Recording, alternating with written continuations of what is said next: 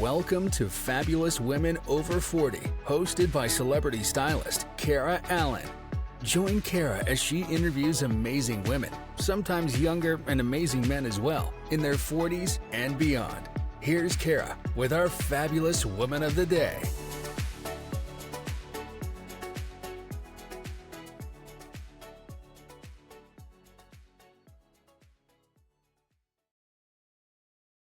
Hello, everyone, and welcome back to Fabulous Women Over 40. I'm really excited for my guest today. She's a serial entrepreneur. We've known each other for quite a while, and I'm so excited to introduce Amber Aziza.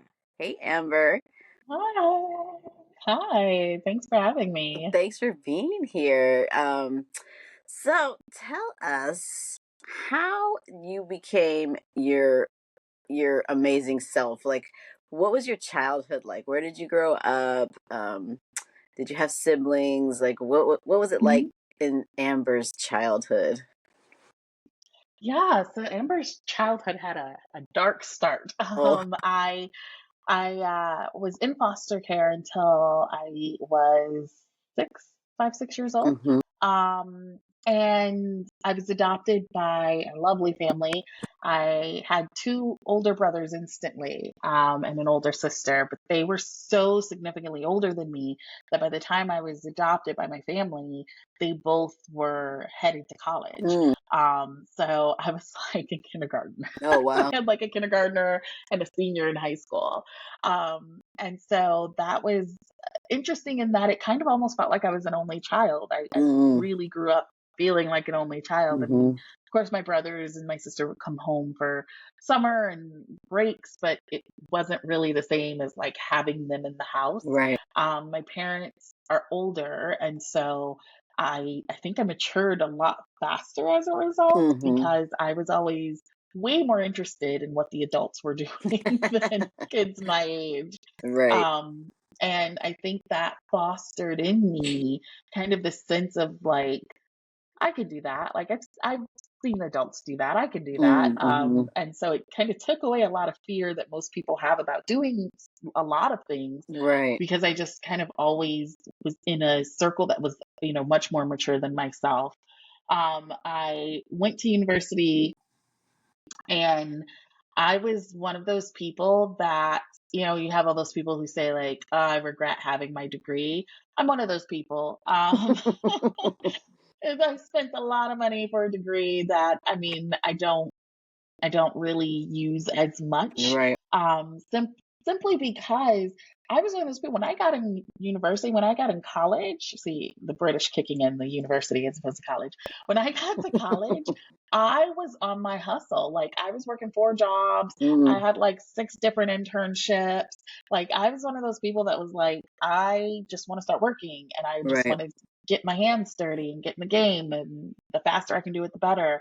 And by the time I graduated, I was already a training manager. Like I've already built, started building an award-winning training department. And so for me in my corporate side of my life, it was really kind of a case of me constantly being a go-getter, constantly being put in opportunities and roles where they could just let me go, right? One of my former employers used to say, like, Amber, it's like one of those ovens. You can just set it and forget it. Like you can just tell her what she needs to do and she's just gonna get it done. Like, and there's not going to be a lot of back and forth or questions or just like, tell me, what do you need me to do? How much are you giving me to do it? And how soon do you need it done? And so with that, I've always loved my jobs because I always had an excellent, ability to grow and flourish until I got to my final corporate job where I realized, ooh, this is what people talk about when they talk about hating their jobs. This is it right here. This is it. Dang. And I just hit a point where I was just like, I can't do this anymore. I cannot do this anymore. And so I quit. I don't recommend quitting on the spot, like I did. Right. I recommend like putting in your notice, waiting for your bonus to come through. I didn't do any of that. I just quit. I just said, screw it, I'm out. Right. And so I Well, moved back home with my parents, and I couldn't even tell my father that I had quit, because what you're not gonna do is tell a grown Black man that his grown Black college educated daughter that he didn't spend all his money on education for got this six-figure job and walked away from it. right. Like, that is not what we're gonna do, right? Mm. Not if you So I want to told him I got live. laid off. No, I told him I got laid off. I was like, "No, I got laid off, Daddy." That is hilarious. And I started building my business literally in their basement. I would work a little part-time bridge job, and then I would build my business, my first company, in their basement with my mom. And it was focused on millennial engagement, so teaching Mm, companies how to properly engage their millennials so that they can reduce their turnover.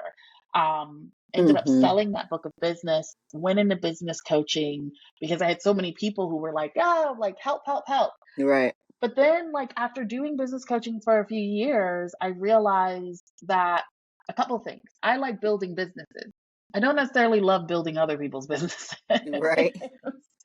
I was like, I like building businesses where I'm going to see the direct profit from it.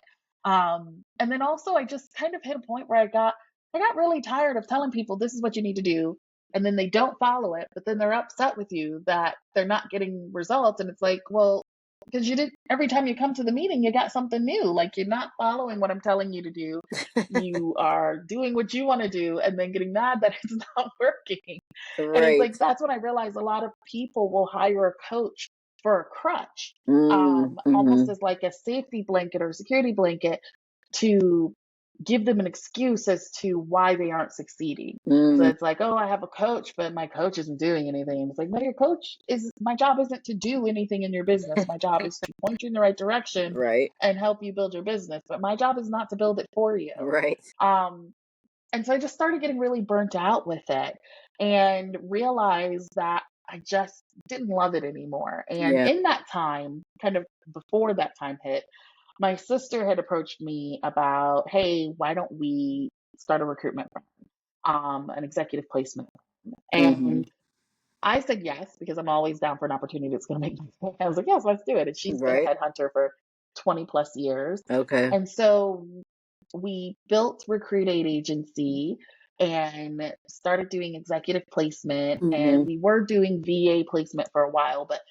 VA placement's tough because typically the people who are hiring VAs sometimes don't even themselves know what they need done. Mm-hmm. So if you're hiring someone for a role that you yourself don't even know how it's supposed to go, you're kind of putting someone between a rock and a hard place, Right. especially if they're a VA and they have no real vested interest in your business.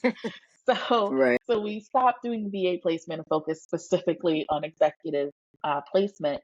But once I retired from business coaching, I just felt the yearn to go back in to the people side of business. Mm-hmm. So we built out AAE Corporation, which is an HR consulting firm. We focus on making the people truly your most valuable asset and protecting Right. them and your Mm-hmm. business at the same time. So we have grown significantly. I now, have moved from DC. I lived in Thailand for a couple of years, and now I live in the UK in London. And it's just been such an amazing feat to see it grow, because it's grown with the recruitment firm on the side, growing, and then the consulting firm growing. So it's just been really nice because the two businesses go really well hand in hand. Mm, And that's been really lovely. And then we have other side businesses that we invest in, or that we, kind of have running in the background, some real estate portfolios and things like right. that. But Mm-hmm. when people ask me what I do, I tell them, HR and people side of business is what I do. Mm-hmm.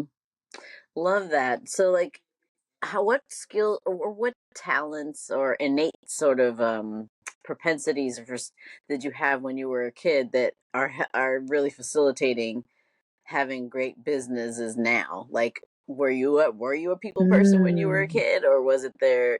Were you just great at delegating things to people? Like, what was the thing that? I was really good at delegating.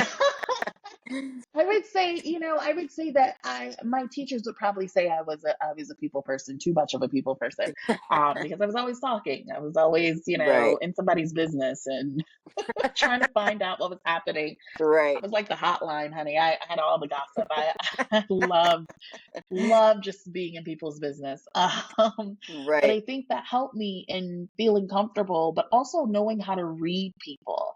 Mm, Like I became very good at being able to discern what someone's true north was, mm, just based upon being able to talk to people about what they like, what they didn't like. And then I think also I've always been, my dad used to call me the queen of the loopholes, hmm. because if I could find a loophole in some rule or how things are set up, I was going to find it. That's Like if there was a loophole hilarious. to be found, I was finding it. And so for me, as an entrepreneur, I'm the queen of loopholes. Like if I can find a faster way, a better way, a more Hmm. efficient way, a cheaper way of doing something, Right. I'm going to find it. I'm going to Hmm. do it.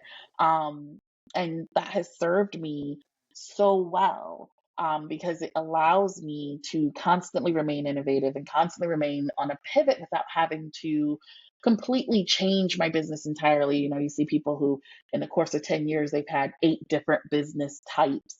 And it's like, that's great, but Hmm. are any of them making you like solid money? And for me, what I've been able to do is I've been able to take, the 8 different business types and make them all make me solid money. And a lot of it has been by saying, how can we do this faster? How can we do this better? What is the loophole to doing this? This is the process other companies have used that are established. Where can we find a gap or a loophole where we can zip right through to the same results without having to do all that extra work? Right. So, Yeah. So we're gonna call you the loophole goddess because everybody's a goddess, right. right? Remember our Mama Gina I love it. experience. Yes, um, yes. yeah. So you're the loophole goddess.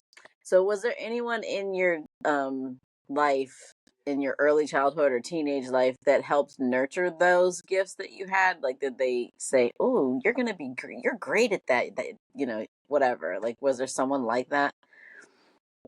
I would say my parents to a point, but my parents were old school, so Mm-hmm. they could only support me or encourage me up into the extent of which they knew, right? And Right. so for them, encouraging me to be an entrepreneur was definitely not what was going to happen. It Right. was just like it just didn't.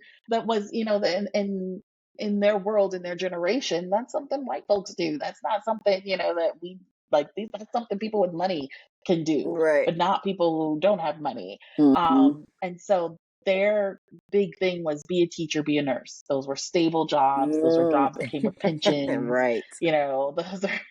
And when I was like, no, I'm not doing any of that, I was like, oh, wait, okay. But I would say that even though they may not have fully understood, like, things that they had no exposure to, Mm-hmm. they never stopped me from trying. Right. So they never stopped me from saying, like, I'm gonna go and move abroad. It was like, oh, okay, why? Okay, what's happening now? Right.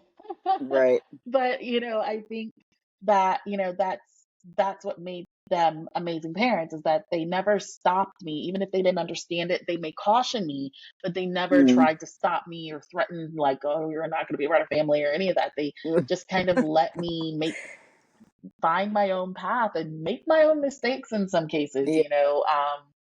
and so that's what's been really great. Even today, they're still very in the path of like, okay, we'll just let her figure that out. My dad tells people that he's done several tours of Vietnam. He's been a beat cop in Toledo, Ohio, Mm. and nothing has been more stressful or scary than raising me. Ah. So Right. I'm like, I'm going to take that as a badge of honor. Thank you. Well, yeah, because especially for men, it's hard. They want to have a sense of this is what's happening and control. And when you're like that variable that's not following the path, and they're Right. like, wait a minute, They don't know what to do with this it. this is disconcerting. I don't know what to do. It's like danger, danger. Right. It freaks them They out. don't know what to do with Yeah, it. and some will handle it better than others. Honestly, let's just say. but Um, Right. so, but tell me like a defining moment that you had that sticks out for you in your either in your childhood or your early adult years that kind of changed the trajectory of your life. I say this one for a lot of things, a lot of kind of pivotal moments of my life because so many realizations happened in that one very quick moment. Mm. And it was on my fifth birthday. I was in foster care. My birth mother had come to visit me in foster care for my birthday. She brought Mm. me a gift. Mm-hmm. And she brought along who I didn't know at the time. I just thought he was one of her brothers because I called him uncle. Um, she brought along her pimp and he was sitting in the car waiting and she was playing with me with the toy and then he hurried up and said he came out and said like, okay, come on, we gotta go.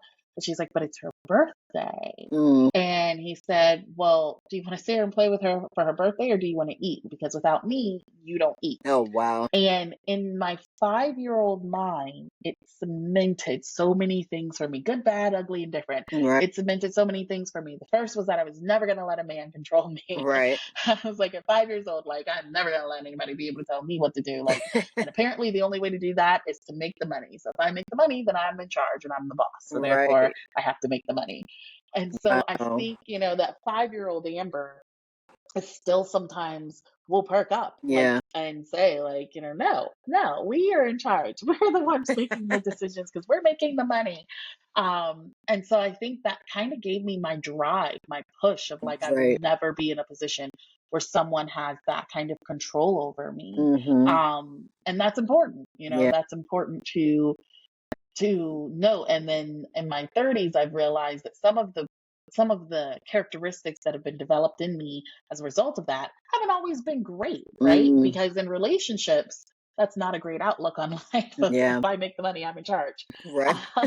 So, so I had to learn, like that's not healthy and that's not something you should do Right. in a relationship. But it drove me. It got me to the point of success. Mm-hmm. And then, what they say that, what got you there won't necessarily get you to the next place. I had to learn Mm-hmm. that I didn't need to have kind of that mindset in order to succeed. Right. That the fear of someone controlling me wasn't a real fear Mm-hmm. any longer. So yeah, I would say that was kind of the defining point of my childhood that made me, kind of who I am today. Right. That's really significant because it's like, yeah, I can't even imagine like how a 5-year-old would process something like that. You know what I mean? And even to have that determination of like, oh no, that's never gonna be me. Nobody's gonna do that. And then that carries you because it's a survival thing. It's like this decision you make about yourself, the world, the people Absolutely. in it, men in general. And so Absolutely. then it's like, oh my God, that you got tunnel vision for a long time, I would think almost. And so when you get Yes, to yes. being in a relationship with someone, it's like, no, buddy, you giving him the side eye already. Right, exactly. And it was reinforced, right? So if you Yeah. think about it, like, my mom would take me to the hair salon, and you'd hear the ladies gossiping about, this guy or that guy, or Mm, this man left his wife and she's penniless now. And so right. I would hear these stories, and it would just reinforce, like, you have Right. to make the money so you can be in charge. You have to make the money so you can be in charge. So, Right. Right. So then how do you undo that, right? Because that's almost like a program that you created for yourself yeah, and it's like installing the yeah, software or like at least updating the absolutely. software, right? Of like, okay, we don't have to do that anymore necessarily, right? You know what I mean? Right. But Yes. having the I awareness and the realization of that is what's key. Right. So I started to see a cognitive behavioral therapist that could kind of help me work out Mm-hmm. why I was doing the things that I was doing and how to be more aware of them. But then also, I did a lot of reparenting of my inner child. Mm-hmm. And that's really significant because there were just a lot of things that happened in my childhood, before I got to my parents that people think, oh, she's so young, she won't remember it. It's like, no, I can vividly remember it. Like, Mm-hmm. like you don't forget that. I can Right. vividly remember it. Yeah. And so in those instances, it requires reparenting. It requires going in and being Mhm. like, listen, that you didn't deserve what happened. You didn't deserve to see that. You didn't deserve to hear that. You shouldn't have heard that. You shouldn't have seen that. Right. And really, changing the narrative of those different scenarios so that they help me as opposed to become my defense mechanism. Right. Exactly. And that's so good that you have that, because a lot of times people just keep on going through life, like Right. steamroller rolling down the hill, and they're like, no, they're not, no, and it's just like it doesn't work. Like you said, what got you there doesn't get you to the next level, and I Right. think it's such a cool thing that God never wants to leave us in a place where where we found ourselves. Not that we got ourselves, because you didn't do anything to get yourself there, Right. but you develop those Right. skills to survive, right? But then at Hmm. some level, we're all surviving. We already survived if we're still alive. So now, how do we live and thrive in our lives, right? Exactly. Exactly. And that's the question, right? Is how do we get to a point where we're out of surviving and into thriving? And Hmm. I feel like I've gotten to that point, but I think sometimes almost in, out of autopilot, I jump back into survival Hmm. mode. Like one little thing can make me suddenly be like, "I'm gonna survive," and it's like, wait, wait, wait, Right. wait, wait, wait, Right. calm down. It's okay. Yeah, exactly. Don't The alarm bells don't have to be sounded. It's not Right? an No. 4-story alarm. Like, just relax. Right. Exactly. Man, so did you have any mentors when you were growing up, and did you ever meet any of them? Like, who kind of gave you inspiration and along the way to kind of keep going or be great in business or whatever it was? Yeah, so for me, growing up, I really didn't have anyone. I mean, my mom owned a nursery school, Mm, um, but I didn't have anyone that I saw. At 10, you see that as a burden. You don't see it as like, ooh, this is inspirational. You're like, oh, you gotta get up and help her with the nursery school. right. Um, and so I didn't really have growing up a lot of people around me who were, building businesses or really even doing really well in business, just Right. even as a working professional. A lot of my parents' friends were teachers and police officers and, Mm, worked in factories. So I didn't see a lot of what I live now. I didn't see any of what I live now. I think what really made me go, huh, I could do this was my first kind of director role in corporate.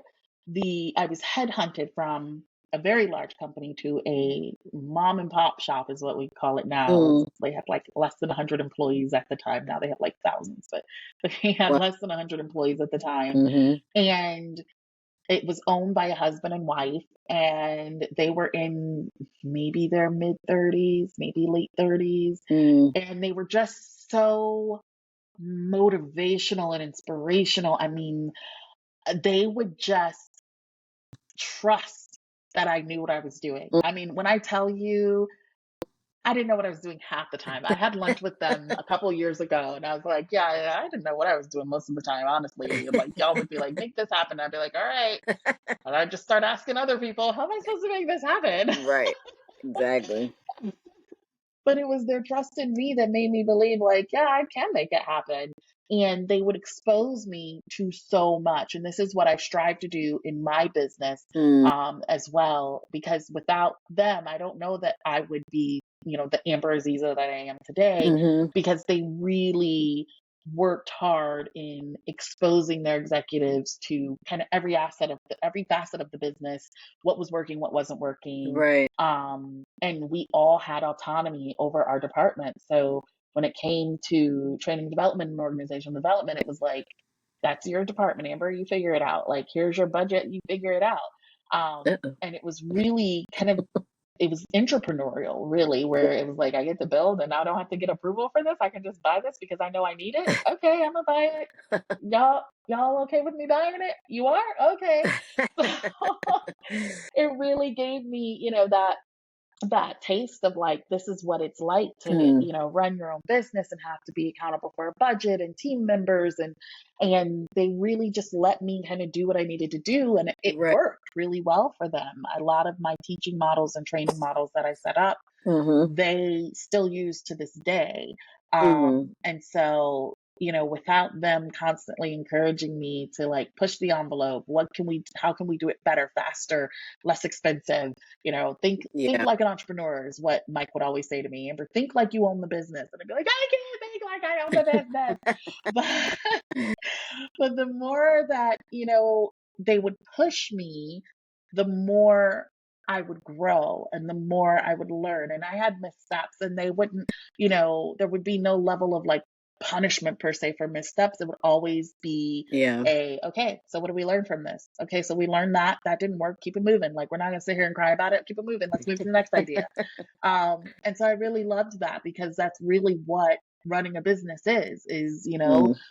many times we fail, and those one or two really great times we find a winner, formula. That's what makes the business. Yeah. But if we look at all the other iterations that failed, it's like it's way more of those. Right. So learning from that, I think having that environment with them allowed me to truly learn, to be okay with failure in business. Right. That's really cool. So I saw that you were on a Dove commercial recently. How did that come about? Oh my goodness. So a friend of mine reached out to me. She lives in London, and she said, "Hey, they marketing agency is looking for," at the time, I don't even know if we knew what it was for. I think Mm. she was just like, they're looking for some folks who can who are American, Mm. or North American is what they said, because they wanted an American accent, um, who can test this soap and are willing to do a full commercial for it. Mm. So I was like, oh, okay, sure, whatever, fine. I was like, oh, and then we found out it was Dove, and I was like, oh, I love Dove. I already used Dove, so I was like, oh Right. no, I'll do that. Yeah. And so we had this whole schedule, and it was really like in detailed. We'd started shooting, we'd started fittings, and then COVID shut it all down. Oh, wow. It was like, Yeah. shut it down. And so I got an email about a month later, because they said, listen, we shut everything down. We're just gonna, pause everything and scrap it and maybe come back to it later. Right. So about a month later, I get an email, and they say, hey, we decided we're just going to use uh, 3 or 4 interviews from our initial Zoom interviews. Now, Mm. the initial Zoom interview, the reason it was a Zoom interview instead of me being in person was because I had COVID. Oh. So so I just looked a mess and was like sweating. My flat was a mess behind me. And I'm just thinking, please don't pick mine. Please don't pick mine. Please don't pick mine. And sure enough, they picked mine. I was like, oh no. The first thing my mom said was, why is your place so messy? My friends are going to see this, and they're going to see that you keep a messy flat. Like, you can tell them I had COVID. I was surviving. Right. Basically. So yeah, and they selected, and they said, the reason we picked you was because we felt like you just had so much energy during your interview. And so I thought, oh gosh, that's nice, because I felt like death's door that day. So I was like, I can look at the commercial and see that I'm tired and exhausted, but I'm glad no one else can. Right. Right. Well, how fun would that experience? That's pretty cool. Yeah. Yeah. I remember you telling me this, and you don't have to say if you don't want to, but I remember you telling me that there's something interesting about your last name, and you never did get back to it. So I don't know what the story was. Like, how did you come about being Aziza? I'll have to tell you that offline. Okay. Okay. All right. Because I know with mine, when I'd been married twice, and then my second husband, Mhm. we were divorced for like 6 years, and I was like, why do I still have his last name? I was like, let me go figure out something different. And I literally went on the internet and said, I want to change what last name start with A, because I wanted to stay at the top of the alphabet. And I was I like, love it. hmm, I want it to be like something simple, short, not like non-ethnic. People can't mispronounce it. Whatever. So I found Right. Allan because I was Alfred was my married name. People are always messing that up. So I was like, okay. And I put in the application. It took 3 weeks. It was like $35. And then I was Allan after that. But then people still always Oh, misspell it because wow. I spell it Allan, and people are constantly making it En. And then the weirder thing Ah. is, because I didn't want to go back to my maiden name, which was Young, my dad's father's middle name was Allen. Allen. So I'm like, Oh, you know what I mean? Like full circle. I didn't get away from it at all, but it's all good. So anyways, but people are like, you can do that. I'm like, celebrities change their name all the time. Of course, a normal Oh, person can yeah. do it. People change their names all the No big time. deal, Yeah, no big deal. But so, what's exactly. the legacy that you want to leave the world? What is it that you want people to remember Ooh. about Amber when you were here that made you put your own little spot on the world that people are going to be like, oh man, she was so great with that. She changed this or whatever. I think I want my legacy on the world to be that I made it easier for people who came behind me. Mm, Like, even though I'm not in business coach mode anymore, we've leveled up to a new space where I'm like, oh, I didn't know anything about this. And so I've started sharing those experiences on social media mm-hmm. because I want people, not because I'm selling something at the end, but because I want people to kind of know and understand, like, hey, Right. here's what you're going to go through. Mm-hmm. And so I think, if one person walks away, from me being in their life and says, like, she made it easier for me in some aspect, she made it easier for me to see what was possible, Right. then I'm happy for that. Yeah. That's really cool. Well, thanks for having such a great conversation with me, and let us know where if Thanks for people can having find me. you on social and your podcast and all Yes, those things. absolutely. So you can check me out all social at Amber_Aziza. You can also check me out online, amberaziza.com or aaecorporation.com. Yay, sounds great. And enjoy your time now in the UK. I think that's Thank awesome too. you. Talking about Thank you. university over there. so so we'll have you on again just so we can do a follow up and see how everything's going. Sure. So Perfect. Sounds good. yay. So thanks for tuning in, everybody. And definitely check Amber out. She is thebomb.com. And we'll see you again Thank on you. Fabulous Women Over 40.